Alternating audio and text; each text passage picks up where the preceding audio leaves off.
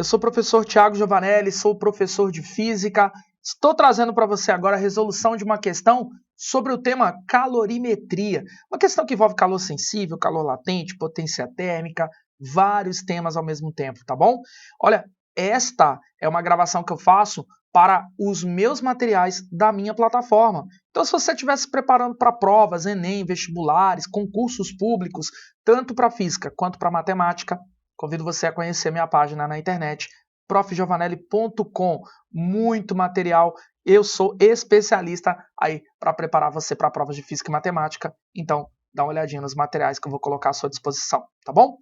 Vamos lá atacar a questão? Olha só, essa aqui é uma questão da FAMEMA, né? Faculdade de Medicina de Marília, de São Paulo. Muito bacana o teor da nossa questão. Um cubo de gelo de massa 300 gramas a 0 graus Celsius recebe calor de uma fonte de fluxo constante que derrete esse cubo e, em seguida, aquece a água obtida até 80 graus Celsius, conforme mostra o gráfico. Considere o calor latente de fusão do gelo igual a 80 calorias por grama e o calor específico da água igual a 1 caloria por grama grau Celsius. A temperatura de fusão do gelo igual a 0 graus Celsius e 1 cal igual a 4 joules. Admitindo que todo o calor fornecido pela fonte térmica seja absorvido pelo gelo e, posteriormente, pela água, a potência da fonte térmica utilizada é... Bom, olha só. A gente, então, entendeu aqui que o contexto sugere que nós temos duas etapas, né? A etapa de derretimento do gelo. E aí você entende que se houve derretimento do gelo, ou seja, houve mudança de estado físico, entra em cena calor latente, tá bom? Que é o que eu vou usar para resolver a questão. Mas, ainda, além de tudo, ele está dizendo que houve também uma etapa de calor sensível. Ô, Giovanelli, o que é o calor sensível mesmo? É o calor destinado a mudar a temperatura. O gelo derreteu, virou água, e essa água ainda aumentou a temperatura, foi aquecida, então tem calor sensível também nesse contexto. Foi isso que eu quis dizer. Agora, tudo isso está sendo registrado por um gráfico. E aí nós vamos para o gráfico. Olha só, me acompanha por gentileza no gráfico. O nosso gráfico, ele é um gráfico que fala de temperatura de acordo com o tanto de tempo, tá? Vale lembrar que as temperaturas medidas em graus Celsius e o tempo medido em segundos. Isso é importante ficar de olho nas unidades que os gráficos trazem. Isso é muito importante para nós, né? Agora, observa que tem um trecho do gráfico que ele está ilustrando que a substância não mudou a temperatura. Ela recebeu energia térmica. O tempo está passando, ó, de 0 para 20, passou-se 20 segundos e ela não mudou a temperatura. Isso quer dizer que nós estamos, nesse gráfico, diante de uma etapa de uma quantidade de calor latente. Calor destinado a mudar o estado físico. Para substâncias puras, durante a transição de fase, sai de sólido, vai para líquido, de líquido para gasoso, essas coisas, ela não vai mudar a temperatura, tá bom? Então, por isso que eu identifiquei nesse contexto, tá? Ele deve estar falando de água pura, o contexto sugere isso.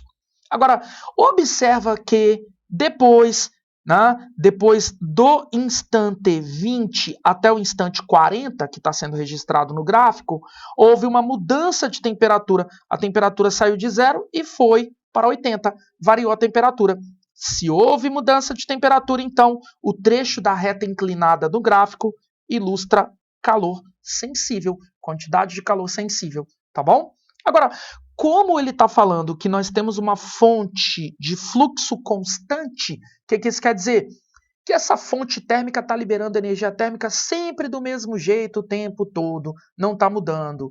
Então, vou inventar, ela está liberando 30 calorias por minuto e ela vai manter esse ritmo de liberação de energia o tempo todo, 30 calorias por minuto, não vai mudar. Isso que ele quis dizer quando o fluxo é constante. Então, quer dizer que eu, usando as informações ou da etapa 1, ou da etapa 2, ou usando adequadamente todas as informações, eu vou chegar no mesmo resultado. Então, é claro que eu vou pegar apenas a da primeira etapa, tá bom? Bom, a primeira etapa é uma etapa de mudança de fase. Então, eu vou utilizar a formulinha de calor latente, mudança de estado físico. Bom, qual a quantidade de energia necessária para fazer esta massa de 300 gramas de gelo, que já está em 0 graus Celsius, já está no ponto de derreter, sabendo que o calor específico latente é de 80 calorias por grama. Então, nós vamos descobrir que a quantidade de energia necessária é, olha que bacaninha, hein? 3 vezes o 8 vai dar 24, acrescento 3 zeros. 24.000 calorias foi a quantidade de energia que eu mandei. Agora, quanto tempo a gente gastou para mandar esse tanto de energia? Foi de 0 até 20, ou seja, foram 20 segundos. Legal? Então, vale lembrar que o tanto de tempo gasto foi de 20 segundos para eu mandar esse quantitativo de energia. Ok? Agora vamos à parte final. Ele quer que eu descubra a potência. Aí você vai dar uma olhadinha no perfil das alternativas. Você reparou que todas as alternativas falam de quilowatt. Opa, peraí. Ele está falando dessa unidade, watt. Quilo é um prefixo, né? Quilômetro, quilômetro, quilograma, né? Então, esse K é um prefixo. Eu vou me preocupar com watt, que é a unidade. Eu preciso que você lembre que watt é a mesma coisa que joule por segundo. Joule é uma forma de medir energia.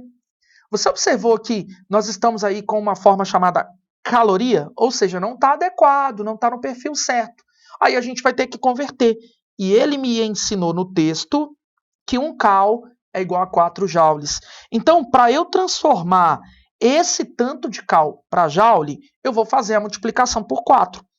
Conclusão. Na verdade, 4 vezes 24.000 é o meu resultado em joules, tá bom? Então, já transformei. Ô, Giovanelli, mas você nem multiplicou, você só escreveu o que é multiplicar. Deixa assim. Tenta agora usar esta informação na próxima etapa. E a próxima etapa, a última etapa, é calcular, então, qual é a potência dessa fonte térmica. E potência a gente define como quantidade de energia ao longo do tempo, tá? Mas lembrando, se eu quero trabalhar com watts, este quantitativo de energia tem que estar em joule e o tempo em segundos. Foi por isso que eu transformei esse negócio para joules. Legal? Então agora dando checkmate, como é que vai ficar? A potência então é quantitativo de energia 4 vezes os 24.000. Tudo isso dividido pelo tanto de tempo que se passou, que foi 20 segundos. Legal? Então, agora a gente simplificando o nosso resultado, ó, simplifico o 4 e o 20, ficando 5 na parte de baixo. Então, agora a gente vai fazer simplesmente o 24.000 dividido pelo 5. Todo número dividido pelo 5, você vai dobrar o número e deslocar a vírgula uma casinha para a esquerda. Então, esse resultado seria para a gente 48, e vou deslocar a casinha, uma vírgula, uma casinha para a esquerda. Ou seja, nós íamos ter 48.000, deslocando a vírgula uma vezinha para a esquerda, teremos então, na verdade, 4.800. E a nossa resposta é watt. Mas vale lembrar que ele me pediu em quilowatt. E claro, quilo é quando a gente tem 1.000, né? Se aqui eu tenho 4.800, isso então corresponde a 4,8 quilowatts. Legal? É como se eu estivesse simplesmente pegando esse 4.800 e dividindo por 1.000 para chegar nesse resultado aí, tá bom? Vou sair um pouquinho aqui da frente, ó, para você ver como é que ficou o nosso resultado. 4,8 kW. Legal? E isso é o que está sendo apresentado no gabarito da letra D. Por isso, resposta da nossa questão, letra D. Galera, uma questão assim sensacional, principalmente para quem está aí se preparando para Enem, para PISM 2, para vestibulares seriados de uma forma geral, que o conteúdo na grade está lá especificando calorimetria, ok? Bom, eu espero que você tenha curtido esse nosso momento de resolução. Compartilhe esse vídeo com seus amigos. Dá uma passadinha lá na minha plataforma, conhece os recursos que eu trago para te ajudar nas provas de física e de matemática, profgiovanelli.com. Valeu, galera!